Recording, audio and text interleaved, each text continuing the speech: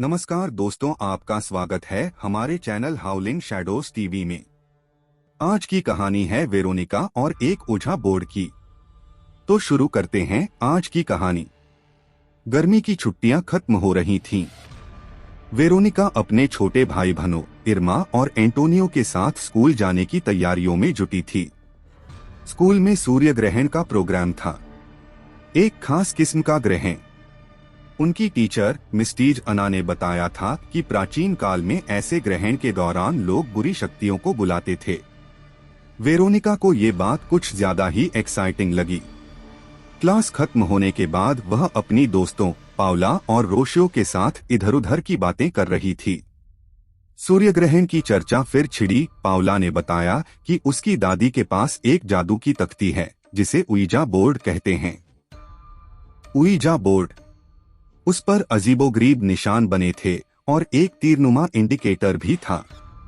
माना जाता था कि इस बोर्ड के जरिए आत्माओं से बात की जा सकती है। वेरोनिका के दिमाग में एक ख्याल कौंधा। सूर्य ग्रहण के दौरान उईजा बोर्ड का इस्तेमाल किया जाए तो। उसने पाउला को ये बात बताई। पाउला पहले तो हिचकिचाई, लेकिन वेरोनिका के जोर देने पर मान गई। रात को सूर्य ग्रहण के समय स्कूल में मिलने का पक्का किया। वेरोनिका घर पहुंची तो उसे लगा कि मानो घर में सन्नाटा छाया हुआ है। माम पापा काम पर देर से आते थे। उसने अपने कमरे में जाकर अलमारी खंगाली। पुरानी किताबों के बीच उसे एक अजीब सी किताब मिली। उसके पन्नों पर अजीब निशान बने थे और एक खास भाषा में कुछ लिखा हुआ था। आउट ऑफ क्यूरियोसिटी वेरोनिका ने वो किताब खोल ली। किताब में जादू टोना और बुरी आत्माओं को बुलाने के तरीके लिखे थे। कुछ देर किताब पढ़ने के बाद उसे लगा कि कमरे में हवा गर्म हो गई है। गर्मी इतनी तेज थी कि मानो कोई इनविजिबल दीवार उसके चारों ओर खड़ी हो गई हो। घबराकर उसने किताब बंद कर दी। रात होते ही वेरोनिका स्कूल पहुंची। पाउला और रोशियो पहले से ही वहां मौजूद थीं। वे हेडमास्टर के दफ्तर में घुसी, जहां उईजा बोर्ड रखा हुआ था। कमरे में अंधेरा था, सिर्फ सूर्य ग्रहण की रेडनेस बाहर से आ रही थी। वे तीनों लड़कियां उईजा बोर्ड के सामने घुटनों के बल बैठ गईं। पाउला ने बोर्ड पर लिखे शब्दों को पढ़ा, हाँ, नहीं, शायद। फिर उसने तीरनुमा इंडिकेटर को बोर्ड के बीचों बीच रख दिया। वेरोनिका ने कांपती आवाज में पूछा, क्या कोई यहाँ है? कमरे में सन्नाटा था। कुछ नहीं हुआ। फिर अचानक इंडिकेटर हिलना शुरू हुआ। धीरे धीरे वह हां की तरफ बढ़ा। उनकी सांसें थम गईं। वे एक एक करके सवाल पूछने लगीं। आत्मा ने जवाब दिए। उसने बताया कि उसका नाम डिएगो है और वो कई साल पहले इसी स्कूल में पढ़ता था। एक दुर्घटना में उसकी मौत हो गई थी। लेकिन सवालों का सिलसिला थमने का नाम नहीं ले रहा था। वेरोनिका ने पूछा, डिएगो, तुम हमें देख सकते हो? इंडिकेटर तेजी से हिलने लगा और हां पर जाकर रुका। अचानक कमरे का टेम्परेचर और गिर गया। उनकी हड्डियां तक कांपने लगीं। फिर एक तेज हवा का झोंका आया और कमरे की खिड़कियां पटक कर बंद हो गईं। अंधेरा इतना गहरा हो गया कि उन्हें कुछ भी दिखाई नहीं दे रहा था। डर के मारे वे तीनों लड़कियां चीखने लगीं। वे अंधेरे में टटोलने लगीं, उईजा बोर्ड से दूर जाने की कोशिश करने लगीं। लेकिन मानो कोई उन्हें रोक रहा हो, उनका रास्ता ब्लॉक कर रहा हो। अचानक पाउला चीखी, कुछ है मेरे पीछे। रोशनी की एक किरण की तलाश में वेरोनिका ने अपनी जेब में रखा माचिस जलाया। मध्यम रोशनी में उन्होंने देखा कि कमरे के कोने में एक काली आकृति खड़ी है।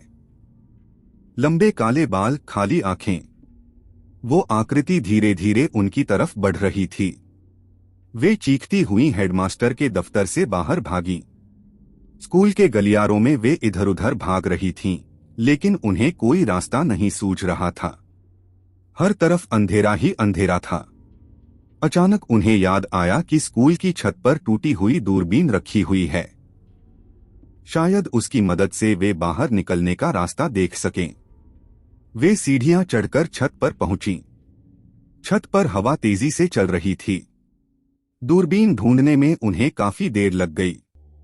आखिरकार दूरबीन मिली। लेकिन जैसे ही वेरोनिका ने उससे बाहर झांकने की कोशिश की, एक ठंडा हाथ उसके कंधे पर पड़ा। वह चीख पड़ी और पीछे मुड़कर देखने की कोशिश की, लेकिन अंधेरे में कुछ भी दिखाई नहीं दे रहा था। तभी उसे लगा कि कोई उसके कान में फुसफुसा रहा है। एक ठंडी कर्कश आवाज, जाने नहीं दिया जाएगा। वेरोनिका घबराकर दूरबीन फेंक दी और भागने लगी। तभी उसे लगा कि किसी ने उसे जोर से धक्का दिया है। वह छत के किनारे से लड़खड़ाकर गिरी। दुनिया उसके सामने घूमने लगी। आखिरी चीज जो उसने देखी वो थी स्कूल की इमारत धीरे धीरे दूर होती जा रही थी। कुछ देर बाद होश आया तो वेरोनिका अस्पताल में थी। उसके माता पिता उसके बगल में बैठे हुए थे। वे उसे ढूंढने के लिए पूरी रात स्कूल में परेशान थे। डॉक्टर ने बताया कि उसे छत से गिरने में चोट आई है। वेरोनिका को कुछ याद नहीं आ रहा था। उसने अपने माता पिता से पूछा कि पाउला और रोशियो कहाँ हैं। उनके माता पिता का चेहरा उतर गया। उन्होंने बताया कि स्कूल में कोई पाउला और रोशियो नहीं पढ़ती। वेरोनिका को कुछ गड़बड़ लग रही थी। उसने फिर पूछा, तो फिर वो किताब, वो उइजा बोर्ड?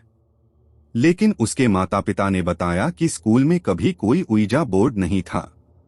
कुछ दिन बाद वेरोनिका स्कूल वापस लौटी। सब कुछ पहले जैसा ही लग रहा था, लेकिन उसे एक अजीब सी बेचैनी सता रही थी। क्लास में बैठकर भी उसे लगता मानो कोई उसे लगातार देख रहा हो। एक रात उसे नींद में अजीब सा सपना आया। उसने देखा कि स्कूल की छत पर एक काली आकृति खड़ी है। वो आकृति धीरे धीरे उसकी तरफ बढ़ रही थी और उसके कान में फुसफुसा रही थी, जाने नहीं दिया जाएगा। वेरोनिका चीख उठी और नींद से जागी। उसका तकिया भीगा हुआ था। पसीने से तरबतर होकर उसने सिर उठाया। तभी उसकी नजर अलमारी पर पड़ी। अलमारी का दरवाजा खुला था और वेरोनिका की सांसें थम गईं। अलमारी के अंदर से एक धुंधली सी रोशनी निकल रही थी। धीरे धीरे वो रोशनी बाहर निकलने लगी और एक काले कोहरे का रूप ले लिया। कोहरे के बीच दो लाल आंखें चमक रही थीं। वह आकृति वेरोनिका की तरफ बढ़ने लगी। वेरोनिका हिल भी नहीं पा रही थी। डर के मारे उसका पूरा शरीर जकड़ गया था। आकृति उसके पास आकर रुकी और फिर एक कर्कश आवाज में बोली, छोड़ने का वादा किया था ना? वेरोनिका किसी तरह अपनी आवाज निकाल पाई, मैं नहीं समझ रही। आकृति ने हंसने जैसी भयानक आवाज निकाली, तू समझती है, तूने मुझे बुलाया था और अब तू मुझसे छुटकारा नहीं पा सकती। अचानक वेरोनिका को याद आया वो किताब में लिखे जादूटोना के उपाय। उसने एक गहरी सांस ली और जोर से चिल्लाई, वापस जाओ डिएगो, वहीं से वापस जाओ जहां से आया था। आकृति हतप्रभ सी खड़ी हो गई। फिर उसने एक तेज चीख निकाली और धुएं की तरह कमरे में घूमने लगी। कमरे का टेम्परेचर तेजी से गिर गया। वेरोनिका ठंड से कांपने लगी, लेकिन उसने हार नहीं मानी। वह बार बार वही मंत्र दोहराने लगी, वापस जाओ डिएगो, वापस जाओ डिएगो। धीरे धीरे कमरे का टेम्परेचर सामान्य होने लगा। काला कोहरा कम होने लगा और आखिरकार पूरी तरह से गायब हो गया। वेरोनिका बेहोश होकर गिर पड़ी। सुबह उसे होश आया तो सूरज की रोशनी कमरे में भर चुकी थी। उसके माता पिता उसके बगल में बैठे हुए थे। उनके चेहरे पर चिंता साफ झलक रही थी। वेरोनिका ने उन्हें पूरी रात का इंसिडेंट बताया। पहले तो उन्हें यकीन नहीं हुआ, लेकिन वेरोनिका की हालत देखकर उन्हें लगा कि शायद वो सच बोल रही है। उन्होंने तुरंत एक पादरी को बुलाया।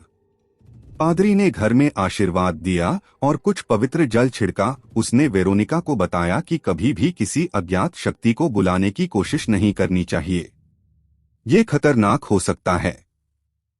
कुछ समय बाद वेरोनिका स्कूल वापस लौटी। अब उसे वो अजीब सी बेचैनी महसूस नहीं हो रही थी, लेकिन सूर्य ग्रहण का जिक्र आते ही उसकी रीढ़ की हड्डियों में सिहरन दौड़ जाती थी। एक दिन स्कूल की लाइब्रेरी में उसे वो किताब फिर से मिल गई। इस बार उसने उसे बिना खोले ही लाइब्रेरियन को सौंप दिया।